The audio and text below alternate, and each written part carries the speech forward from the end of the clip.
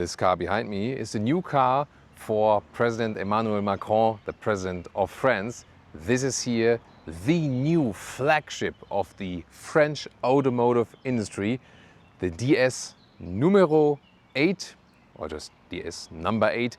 They now always write NO for numero in French, but you can also just say DS8. This is their new approach to bring back the glory of the French automotive industry, to be even a competitor to the German premium brands, Audi, BMW, Mercedes and so on, and also to fight off the Chinese manufacturers which are pushing their EVs also to the European market. But does it work? Can this be this French halo car? We're going to find out and also drive the DS8 for you. I'm Thomas, this is Autogefühl in 4K, full screen, full length. Let's go with the DS8 or DS number 8 here with this illuminated front grille. It's an option. It's hard to see in daylight though, rather visible at night. Optional, you can get matrix LED, and here the daytime running light is vertical. That's also where the turning indicators appear. Different trims are available. This one here is already a higher trim called Étoile, and no, it has nothing to do with toilets or so on. This is French and stands for a star. So a shining star here, also with a possible two-tone paint. We can see it here, and it's really well done. You cannot really feel the transition or something like that. But of course, you do not have to go for the two-tone paint. We also have another blue vehicle for you on display, for example. This one is called Crystal Pearl. And then side profile, the length is 4.82 meters or 190 inches, so a substantial length here. It looks on the one hand sedan-ish, then somehow higher crossover-ish, maybe a competitor to a Polestar 4, but it has a fastback trunk. Soon going to show that to you. And also here, these rear doors that are attached right there. So it's a very interesting thing to have the opening. Then 19 to 21 inch wheels. These are the biggest wheels, and if they are the biggest 21 inch wheels, these are then the forged wheels. That means that the 21 inch wheels are lighter than the 20 inch wheels. What about that? Yeah, I mean, it's a very central and unique profile. The door handles here, by the way, I can soon show that to you in detail. They fold in just when I have the car here on, and then they come out again, so that everything's on from the lights and so on. That looks funny, definitely. Usually you get front wheel drive as a base. Optional then all-wheel drive, as the version it is right here now, up to 350 horsepower, and the acceleration figures for the front wheel drive versions are just below 8 seconds, and here for the all-wheel drive version is at 5.4 seconds. Interesting, huge charging flap right here. There we go. Look at that. I think I've never seen such a large charging flap, but I mean, it's manual. That's all we need. We don't need like special electric charging flaps, and it does cover here also like from rain and snow, so might be a good idea. And also when you come from the cable from here or here, it doesn't block. It's not in your way when it opens like this, you know, so you can put the cable underneath. AC charging is 11 or later to come 22 kilowatt, and DC charging is at a 160 kilowatt peak. It's not too much, and the official charging figure they publish is 20 to 80% state of charge in under 30 minutes. But that means that 10 to 80% state of charge will be more than 30 minutes. So not super bad, but also nothing real special, so to speak. Let's talk about the batteries while we take a look here at this very central, unusual rear, also with this crystalline applications for the tail lamps. Then again, the vertical one from the design on the exterior, people thought, hey, that's really something different, something unique they put out in the market. Also look at here, DS Automobiles, you know, sister companies are Peugeot and Citroën, of course. DS derived from a Citroën brand. And here, number 8, and it's a real metal plate here, all-wheel drive badge here as well. This one here carries a 97 kilowatt hour battery. This is a large battery, and we'll see what concise range we can score with that. My first estimation would be some 500 kilometers or 300 miles as for the real world condition. 750 is the official figure, but these WLTP figures, they are often exaggerated, not really real world. But we'll find out more about that very soon for you. There's also a smaller battery in the entry-level version available at 74 kilowatt hours, and we'll later then talk about the prices. And my highlight for today is Leah cleaning the car for us, making the final finish to have the most beautiful shots here. Yeah, In the front here, by the way, active cooling flaps, so they only open when the cooling is needed. Pretty cool, and the overall CD value is 0.24, not too bad. And opening the front hood, I have to press it twice. Heat pump is standard. Is there any frunk? No, there is not, but at least it looks like they would be using that space here. And you see that the front hood is actually quite large, mainly of course also for the design reasons. So would be interested in your comments about the design of the vehicle. And for driving is very important. There is a base suspension for the small battery version, also the lower trim. Then you can switch to the higher battery version, as I said. And then if you go the big battery together with the A12 trim, from this one you start then automatically with the adaptive suspension, which also have this so-called active scan function. So it's if the camera sees a pothole ahead, then it's making the suspension a little bit softer to even out this pothole that it doesn't get through your body. And also when you go for the sport mode, if you have the adaptive suspension, then it also gets a little bit stiffer. We'll test it in driving very soon. And this is now the special one-off presidential car. This is the car that President Macron really already has used, and I'll show you why it is a one-off piece. First of all, here you can see in the front grille we have the tricolor, the French flag, or the colors of the French flag, and also the special lights here. So a little bit French police alike, but with the tricolor colors there as well. And this is actually a DS8 convertible as well. You can see here with the soft top convertible opening, because he was already standing upright in the vehicle and then could wave to the crowd actually. And it has a special setup. And there's one rule: we can show the interior, but I'm not allowed to get inside and wave, because that's only for the president. Here, there are these door handles, or basically put at the seat, behind the seat, door handle style, because then you can, there's a special fabric inside as well to make it even more exclusive. And so he just stands there in the middle, holds on tight, and then can wave maybe with one hand and hold on tight with the other hand. By the way, in the rear there are more lights. You can see it right here. Again, to, attract some more attention. So very cool. Oh, here, Roma flag here, for example. So all across the vehicle, special flag details. And if you wonder where that idea from the brand name and from the two-tone paint came from, well, it's actually from this one. This is the DS 1969, or La DS, like the goddess in French, and very, very iconic car. And based on that car, actually, from this whole idea, this luxury idea, they made the DS brand basically from the Citroën brand, made it an own standalone brand. And I think, especially here with this very, very same paint, is a nice setup to see this evolution in the whole brand from then to now. What do you think about that? This is the key fob. They are nothing special besides the DS logo. This is a typical Peugeot Citroën key fob basically. And then here the door handles, flush integration. Press open, or when you approach the vehicle they come out, or in again and when you close the vehicle. It usually works automatically when you approach the vehicle, or then the other thing, which now gets a little bit funny. So when you press them, you can also make them to come out, and then you could also theoretically put them in again and they react like this. Then it becomes a little bit ridiculous, but the sense is that they automatically pop out when you approach them. Then about the door closing sounds. It's actually pretty solid, like that. That's cool. And then here the rear doors, as I showed you earlier, attached right here, and also a very nice door closing sound. So that is quality then in the door finishing. And talking about doors and the finish, look at that. Everything covered in Alcantara. That's beautiful, and we hardly see that maybe in a Lamborghini Urus or something like that. Also here, very soft for your elbow, then with the high-grade leatherette covering. Interesting solution here to integrate the window levers, and that makes a good quality impression as well. Strange is that here, to close the door, you have the integrated handle there. Let's see how it works when we close the door very soon. Ambient lighting integration, and this is then here the optional focal sound system, 14 speakers, and they make it really visual. Doors is here hard plastic, however there is a felt covering at the bottom of it that things don't fly around that easily, so that's pretty cool. And here the entry badge, and also they have a sticker here powered by ACC because they built even the battery and the cells in Europe. Pretty cool thing. Then, what does it remind you from the form?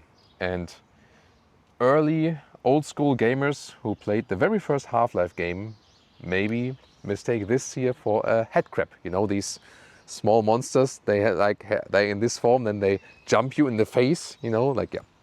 Maybe you know, and if you never played Half-Life 1, you probably now think this guy is completely crazy. But tell me in the comments if you understood what I meant. Nevertheless, it's a very unusual form for a steering wheel. Why not being unique? I mean, it does look very unique, doesn't it? And also beautiful in this blue color, in this very trim. This is also an animal-free material, which is really high quality. Also, like the dampening underneath is cool. And then we have here the Alcantara trim. So you have base high-grade leather red seats in the base trim. Then here in the A12 trim, you get Alcantara, either with fabric on the inside, or if you go for the seat cooling, then you have perforation and also full Alcantara on the whole seat. And always when you have an animal-free seat, you also have an animal-free steering wheel. Last option, you also have animal material on the steering and on the seat. And then here, with 1.89 m, 6'2", still some headroom left. This is a fixed panoramic roof. It's an option. You can go a fixed normal roof or fixed panoramic glass roof. There is no special tinting that is visible, but DS claims that they have like a invisible tinting in it that prevents too much heat from coming to the inside. But we all know that no matter which technology is applied, there's always heat coming through glass roofs, no matter which technology there is. It's, yeah, just fact, basically. On the camera you see it a little bit. Yeah? Yeah, it's a little bit darker. It's better visible on the than camera. there, That's, on that's, yeah, that's interesting. I mean, you can see it slightly, maybe like this. This is, by the way, here an interesting function from the seat.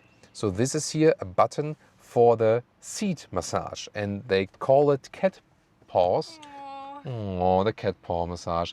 Or, you know, maybe from some reels on like TikTok, Instagram and so on, you also call it making biscuits, you know, when the cats are making biscuits. Who has a cat here? Send us some Yeah, pictures. everyone who's a cat, send us some pictures definitely, and we'll post them next time. So, and when you activate it, let's see, yeah, the infotainment system has its slow moments. Let's take it that way. Now activate the cat paw massage. And I really have to say, it's really good. I mean, you know, these simple seat massage, which just use the lumbar function or something. And then you have these maybe like in an S-Class Mercedes or something like that. And here it also has these individual dots, and you can just dream away and think, ah, these are some small kitties making like biscuits on my back, you know. So it's actually really good. It's nicely comfortable. And yeah, why not using this cat paw mean for that? And important to mention here, another quality check, lowering the windows, and then we can see here we have the lamination in there, and it's not only for the front. When we lower the rear windows, we can even see that here. That is promising as for the sound deadening. Welcome to this extraordinary cockpit indeed. Highlights are the seats, as I said already. Look at that here, this beautiful structure then with perforation, and also the good build quality, plush as well, really nice. And here, this is the special feature. This is actually a neck heater in a closed vehicle. So usually we know that from convertibles, but here you can actually then activate 3 levels of neck heating in the infotainment system. That's a very special and yeah, rather unseen thing. Then you can see here this really stretched unit of the central display, and the sense of that is that the climate unit always stands freely here basically for driver and co-driver, and then you do the rest in the middle. Here we have some nice Alcantara covering also at the dashboard, and here these integrated vents, so it's a very clean design. Then you have this brushed aluminum look here, and on top of the dashboard it's also soft touch actually, so they really covered everything, materials, only the glove box not. This one here folds down in a smooth way. That's good, and there's also actually a lot of space there. Interesting is this flying middle console. Then you also have this graphic layout on top of that. This is also an inductive charging pad with some microfiber covering, like in a Tesla, for example. And then this is to select the driving modes, and you hear also there's a good feedback. nice clicking feedback, and you do not have to confirm in the screen. You can also keep clicking these driving modes through just from there. So that's very helpful while driving, definitely. And here on the right side, corresponding to that, is the volume control, for example, then for the passenger. And here, this is interesting. Either is a, like, you see how soft it is. That's beautifully done. Just in front of the shifting lever like this. We know it also from Peugeot vehicles. And then here you can fold up this and have a central cup holder and top part. That's not adaptive though. Folding down back like this. Then also really soft and plush for your elbows. I love that they paid attention to that. And then they have the split opening. This is not covered here. Small space to put out. And then I managed to film that earlier for you, or Leah managed to film it earlier for you. Here, in the front, you can also hear that.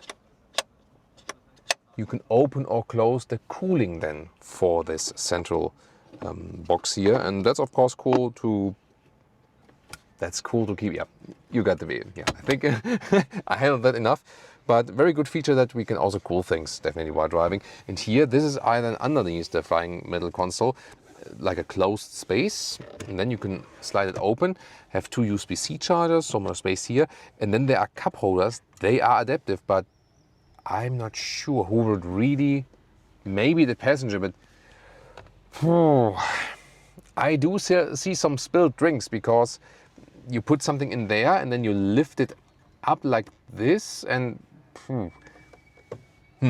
maybe not the best idea to put cup holders in lower part, but at least you also have here the top one. Maybe these for storage for drinks for later or something like that. And should you find that you cannot really use these cup holders in the front, then you can just make yourself more space, putting this here out, and then give this to the kids that they can play some Batman or something.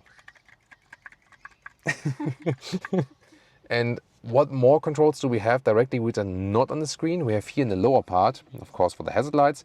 And then here, this is like a hotkey for the vehicle functions. But you see here, this is like one layer, everything. And you have max and minimum temperature, for example.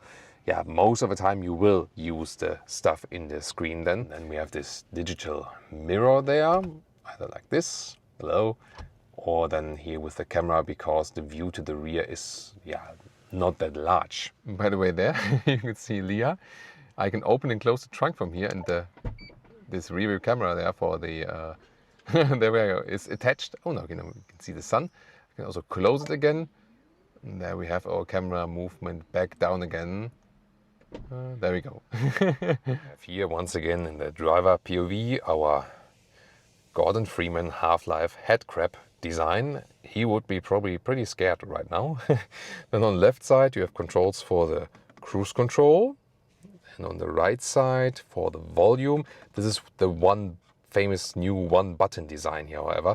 Behind that are shifting pedals for the recuperation levels, right and left, and there's one more button here centrally. This is then the like this one pedal driving with one button, very interesting. And here we have the digital instruments, clear to read. You can also change the design. Here you can also click through the range or then the average consumption, and you do that here with your right finger on this column. And what's also interesting is that you have the digital speed then in the middle part, and you can change the recuperation modes, as I said, and there shows you in the lower right part here for the one pedal driving. Here these arrows, how they are there or not. And even more interesting, this is a last mode setting, so this mode is saved for you. What you also get, it's not flickering in real life, by the way, just on camera. Here, a head-up display that also shows the map data. I'm glad this is the horizontal format, because by that the infotainment system still fits our camera here now. And then here to control the climate, at least it's always there. And then this is the more extensive climate unit, for example, where I can also activate the rear climate and so on, and the seat heating and also the seat cooling, for example. You also have this main menu where you can also activate or deactivate the neck warmer, for example. And here, for example, energy settings. You can see here also the display of the battery. The car there looks a little bit different in the animation here, doesn't it? But the thing is that, you know, it's not that fast. So I would yeah, I would expect a quicker infotainment system. Honestly, this is the car internal GPS. Yeah, and sometimes you also have functions where you need time to adjust them. So overall, it needs to be more responsive. And it also does in the car internal GPS here the charging stop calculation when you put in a destination. And this is, by the way, here the CarPlay integration with the Google Maps, Home CarPlay menu. And if you use Apple Maps in CarPlay, then this can also be displayed here on the instrument side. This can either be the car internal GPS, Apple Maps in CarPlay, or Google Maps in Android Auto. And very important to deactivate the speed beeping chime here. You can go in the menu, excessive speed warning off. Another thing is, usually when you shut down the vehicle, then it's on again. However, now the trick is here, the vehicle shortcut button. Press and hold, and then everything is off again. Now to the rear seats. First of all, the most beautiful thing here for the rear doors, also full Alcantara cladding here at the inside of the doors, and also here for your elbows. This is a really soft leatherette cover, so that's very well built. Here again, more of this focal sound system.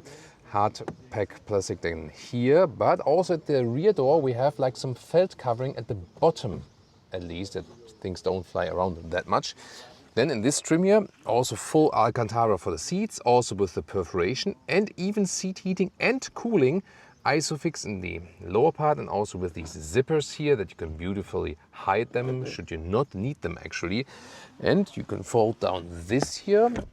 Cup holders, yeah, they are more or less basic, but then again, nice Alcantara covering. This is here the separate ski hatch. Also going to show you that from the trunk then very soon. And then we have separate climate unit here in the lower part. However, maybe it's because of the very first build models here, but this is not that reactive from the control. Seat heating, seat cooling, as I said. But we had some issues here with this control, so I hope they will update it then when you get it as a customer. Even floor goes through here, but single individual floor mats then to take out. 2 USB-C chargers and a 12-volt charger, and then some small cubby hole. Yeah, and then the thing is here really from the offering of the space, it's already quite a long vehicle. But when I'm driving, you see here is not much legroom left. For design reasons, they had a rather long hood. Then it costs you also some legroom here. It still works for tall adults though. And headroom wise, always here then, you know, when you have this fixed glass roof like this, yeah, there's some space left in here with 189, 6'2".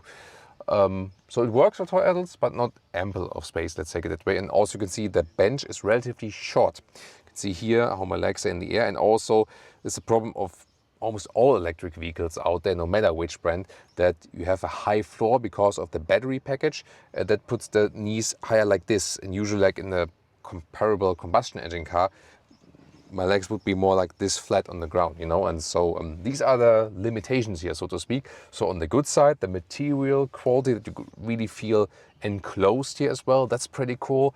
And on the downside is not too much space considering how long the car is. Trunk or boot is at 620 liters. Let's check it out right here. You have this fastback opening, really wide, and 1.40 meters in width.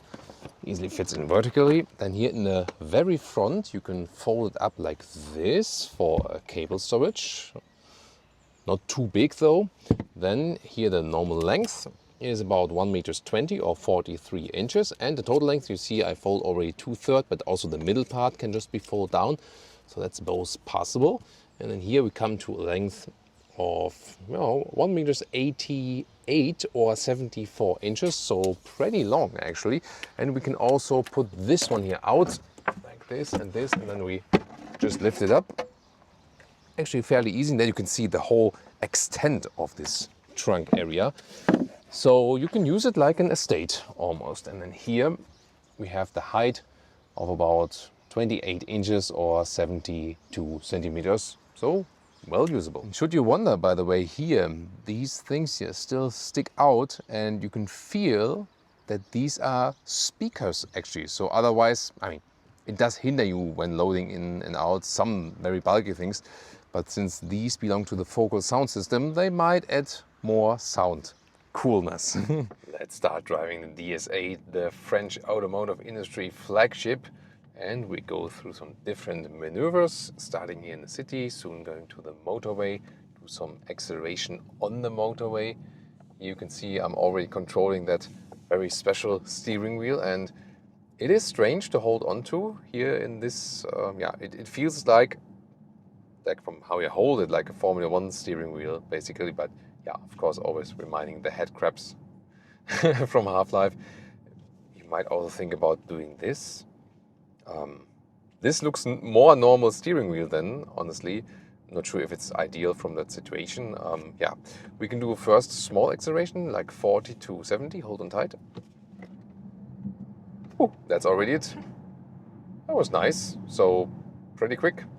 Oh, the Tesla Model 3 behind us is trying to keep up, but can, of course, you know, depending on what version it is. In the sport mode, suspension is also a little bit stiffer. You know, we talked about this. We have the 21-inch wheels on this one, and that, I mean, depends. I mean, when you have the potholes and stuff, uneven, then you feel it. It's getting rough. When we talk about waves in the road, these are evened out by the suspension very well. And although, yeah, you have this active scan suspension, which is supposed to put it softer when we are facing potholes, but potholes are still potholes. And yeah, they're rough when you have 21-inch wheels. That's always the case. So is there a comfort loss due to the big wheels? Yeah, cannot really deny that. The reaction of the steering is actually quite cool. It feels natural. Don't have to steer too much, so that's actually fine. Of course, when we drive a little bit sportier, it's also good that the suspension is a little bit silver, that Leah is not shaking around too much in that respect, actually. I have set the recuperation to rather low recuperation at this moment, and I just tune it with the brake pedal. And I really wonder how they made that through homologation, where all the manufacturers say we have to not use last mode and we have to delete it to a standard setting. And they said, yeah, no matter which recuperation mode you put in, it's just last mode. So yeah, I wonder how they could actually do it, and other manufacturers say they can't do it. I'm not sure who is wrong of them now. Yeah, very interesting, definitely. Here around tight spaces, by the way, you feel that it's a rather large vehicle, and we had some vehicles that were even larger that didn't feel that large. Very last review of a large electric vehicle was the Mercedes EQS, for example, and that one was course 5 meters 22 instead of 4 meters 80 or 4 meters 82. And honestly, the EQS with the rear axis steering and with the maneuverability and so on felt smaller. Why is that? Here you have a relatively large turning circle. So when you just turn in the wheels to the maximum, you feel like driving a truck, you know. So that's not the best thing. If you compare it to the VW ID.7, which is a direct competitor to this one here, of course, the ID.7 is much better in the maneuverability. It also doesn't have any rear axle steering, but it doesn't need it because the angle how the front wheels can turn in is like so wide. And that's actually not possible here, at least not here in this all-wheel drive version. But then again, you have to think about that the other version is a front-wheel drive version, whereas with the ID.7 you have rear-wheel drive as standard, and then you also stick with the rear-wheel drive that you have the more maneuverable front wheels. As for that, oh, come on, Kia EV9. Very rarely we, yeah, guck mal, that's from Germany. That's saying like in German, hey, look, ja. So here we go. It's fun to put it in the corners, definitely. That's cool, and also how it accelerates out, pretty smooth reaction transition. And here let's go through the modes. What about the steering here in the comfort mode? Pretty light. It always looks funny how Leah is being shaken up, and yeah, in the sport mode you have more resistance from the steering, definitely. Yeah. So let's do one more acceleration, 50 to 80. Yeah, that is of course pretty cool with the all-wheel drive version here. What I tend to feel from time to time, by the way, is when hard accelerating, and also when I'm like almost driving standstill, braking, slowly accelerating out. Not sure. Sometimes you feel some kind of friction. Like you are almost stalling a combustion engine, like a little bit like this. Not sure where that is deriving from, but I actually do feel that. And here back to the normal mode, then it's probably like the nice thing in between, so to speak. And here to the next roundabout. I mean, you get used to the steering a little bit, but I wouldn't say that this form and holding onto the steering wheel is the most ergonomic or most natural form. Yeah, I'm not sure. Some, of course, prefer this steering here. Yeah, I cannot recommend it. Might look cool for some. I don't think so, but yeah, it's of course not the safe way. The safest way is always 3 o'clock, 9 o'clock, as for that respect.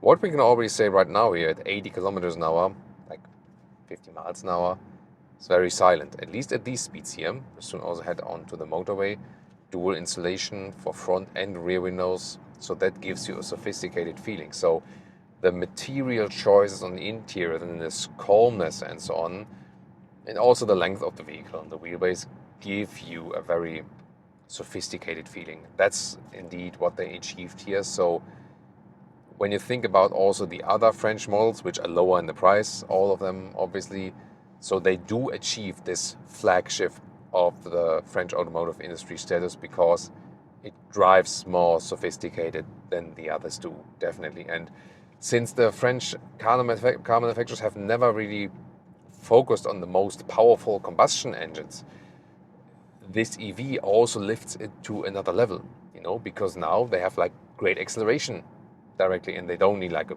V6 or V8 for that.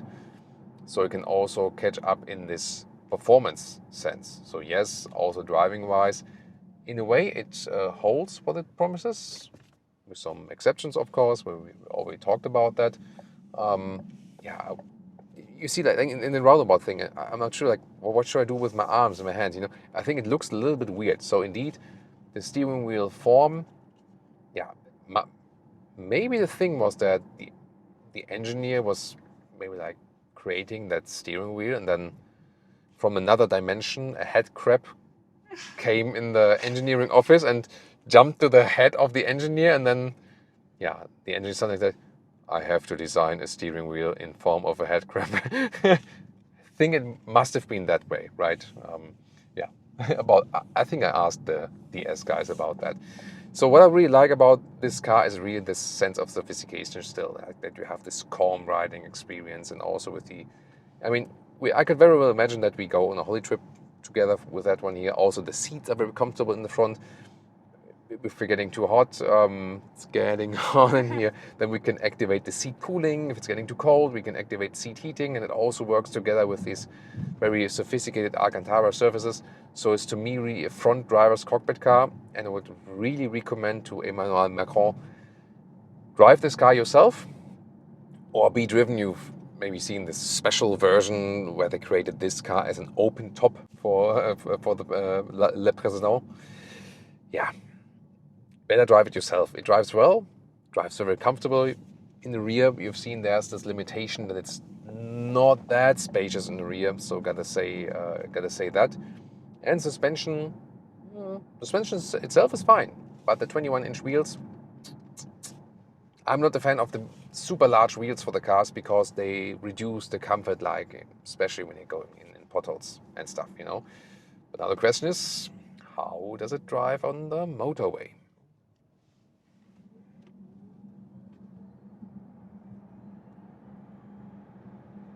Woo!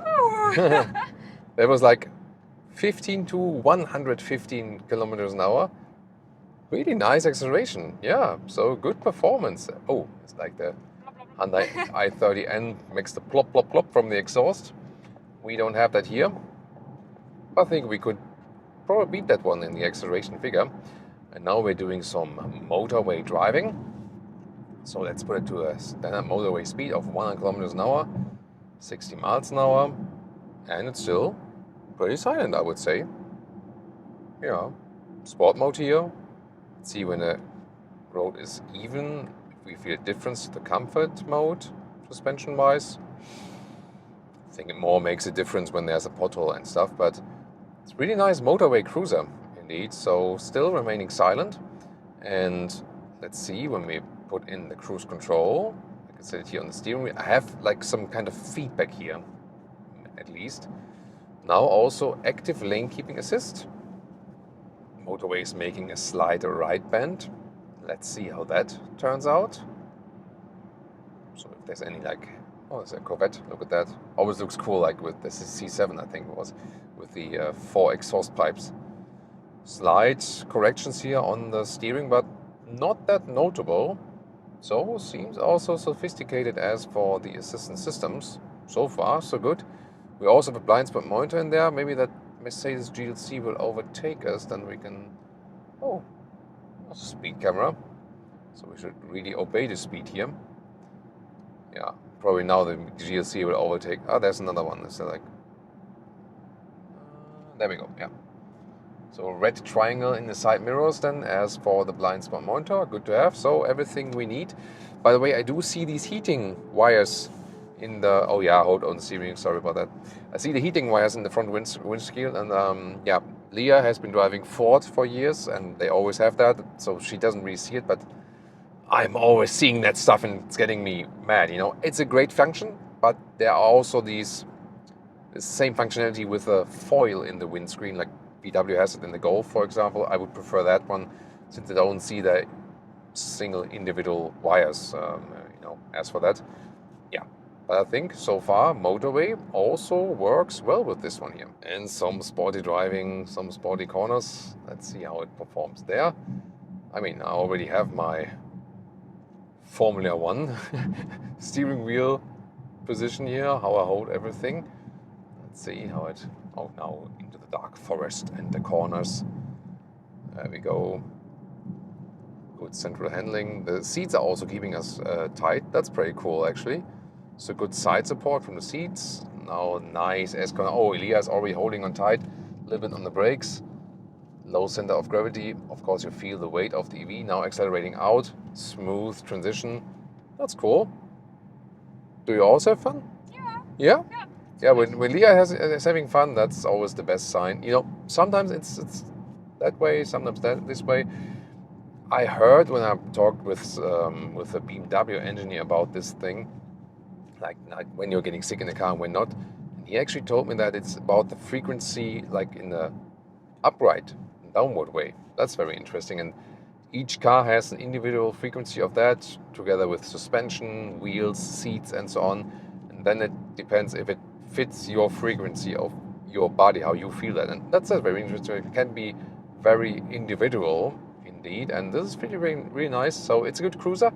At the same time, does well in the corners. So yeah, I mean, the question is really, do you want to pay the price we're going to talk about for this vehicle in comparison to other competitors? But what we can definitely say is that this car offers a lot of sophistication, and yeah, it's also driving wise definitely worthy to be a flagship of the French automotive industry. Now, important second test here with the front wheel drive only version, big battery, front wheel drive only, and slowly starting or stopping, no friction. Why is that? This friction problem that you somehow feel is due to the rear electric motor when you have the all-wheel drive version. It's not in the front wheel drive version, so that's a very important thing. It depends on like how finely you feel things that are happening in the car, and if you need the all-wheel drive acceleration. But if you want the smoothest experience as for the electric motors, then it would be rather the front wheel drive version for you, honestly, because you do not have this effect. It's not a thing you feel like really heavily, but when you're like a strong car enthusiast and have like a fine feeling for what's happening in the vehicle. Yeah, the thing is here with the front wheel drive version, you have then less power, 7.8 seconds than here in the acceleration figure, but it's still really responsive, you know, that's the thing. Second difference is here, we have the 20-inch wheels. So this is a little bit better as for the comfort from the wheels. However, since this is the Palace trim, it does not have the adaptive suspension. Here we also have less driving modes to switch from, just Eco, Normal and Sport. And this is just changing steering and throttle input and so on, but not the suspension, since it's not the adaptive one in here. And the riding is notably different. And it's in a way rougher, I really have to say. So the adaptive suspension makes sense.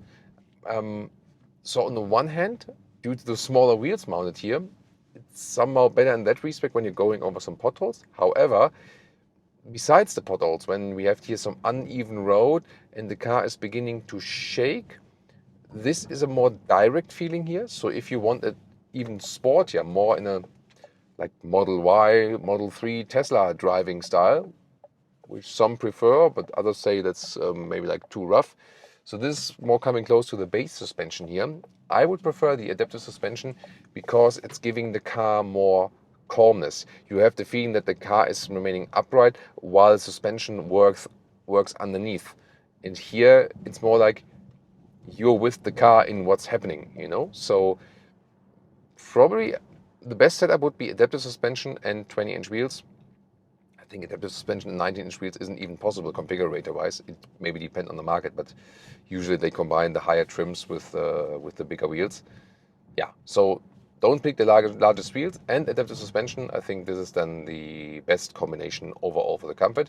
And this here also equipped with the high-grade leatherette seats in the standard Palace trim, also with a beautiful blue interior, here white mix to that. Yeah, everything should be clean. And they are also very comfortable. So the seat ergonomics, the same, very comfortable seating experience. The only difference might be when it's really, really hot in summertime. Then of course, if you go for the Alcantara, which then also offers the cooling option, then you always have the cooled seats available, giving you more flexibility, like from the climate-wise function, you know. So if you live and you know, especially when you go for the glass roof, then it can get hot in the interior. Yeah, but both are really nice. And just to show you the difference, we can do some 20 to 60 kilometers an hour acceleration with the front wheel drive. Plop, that's it. I mean, it's still okay. Maybe even better for the passengers because not so much force is being applied. Yeah, the all-wheel drive version is more spectacular in acceleration, but this one here then smoother. And ultimately, even though the rear motor can be uncoupled with the all-wheel drive version, still the front-wheel drive only version will always be a little bit more efficient. So this vehicle offers some amazing, unique features indeed. Some things are also not that handy in controlling it. But what about the price? This is a very important thing. So it starts below 60,000 euros, the German reference price, for example. Small battery, entry trim.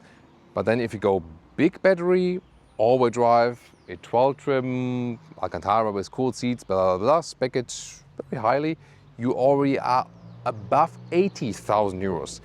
And then, of course, people start thinking, wait a minute, should I not get Audi, BMW, Mercedes for that, and so on, you know? That's the thing. However, this one is also a core European product. And although, by the way, it is the flagship of the French automotive industry, it is built in Italy. Yeah, I mean, but that's also not an unusual thing because, you know, they have plants all over the world, all the manufacturers, the French automotive industry, not necessarily all over the world, but mainly in Europe, of course. So yeah, I mean, why not? If that was the best plan to build it, so be it. But definitely pretty cool approach that they try to make everything as localized in Europe as possible. But the pricing could be a problem. So the question is, would you buy here the DS8 for over 80,000 euros? Tell me in the comments. And of course, leasing rates, we have to see about that, how that one plays out.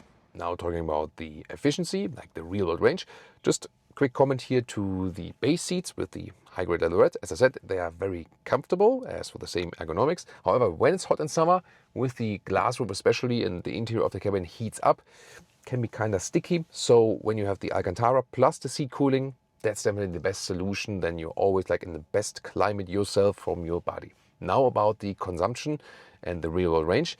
So we had conditions here, very mild, warm temperatures. Yes, like 22 today, like even hotter, 27 and so on degrees Celsius. So like, yeah, it's like high 70s up to 80s in Fahrenheit temperatures. And that's not a problem for electric vehicles. It's rather a problem when it's really cold.